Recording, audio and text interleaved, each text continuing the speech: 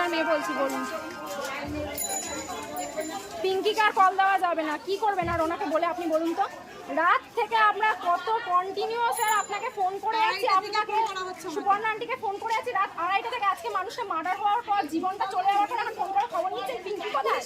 কি দয়া দেখাবেন এখন পিঙ্কিকে? বাগুইআটি থানার কাছে তৃণমূল কর্মীকে টেনে নিয়ে গিয়ে পিটিয়ে খুনের ঘটনায় উত্তপ্ত অর্জুনপুর। পরিবারের অভিযোগ, পরিকল্পিতভাবে রাস্তার আলো নিভিয়ে তৃণমূল কর্মীকে প্রথমে ইট দিয়ে মারা হয়, এরপর জখম অবস্থাতেই টেনে নিয়ে গিয়ে লাঠি রড দিয়ে পিটিয়ে খুন করা হয় বলে অভিযোগ। যদিও পুলিশের দাবি মদ খেয়ে দুই গোষ্ঠীর মধ্যে ঝামেলা থেকেই খুনের ঘটনা ঘটেছে। এরই মধ্যেই 13 জনকে আটক করেছে পুলিশ। বাগুইআটি থানার পুলিশের দাবি, মৃত সঞ্জীবের নামেও অস্ত্র আইন সহ 11টি অভিযোগ রয়েছে।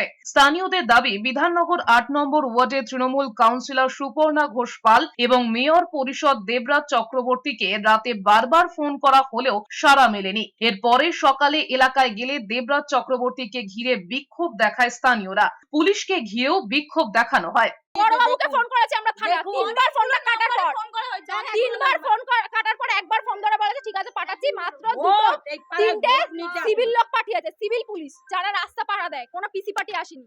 এসে উল্টা আমার বাবাকে বুঝিয়ে দিয়ে চলে গেছে, না কোনো গার্ড দিয়েছে না কিছু হয়েছে। তারপরে ছেলেরা এসে সব 30-40টা ছেলে মিলে এসে আমার বাবাকে অ্যাটাক করে, এমনকি কুপিয়ে মারে। হ্যাঁ, তৃণমূলের ছেলেরাই মেরেছে, উনিও তৃণমূল করে, তৃণমূলের ছেলেরাই মেরেছে, দেবরাজ চক্রবর্তীর লোকেরা মেরেছে।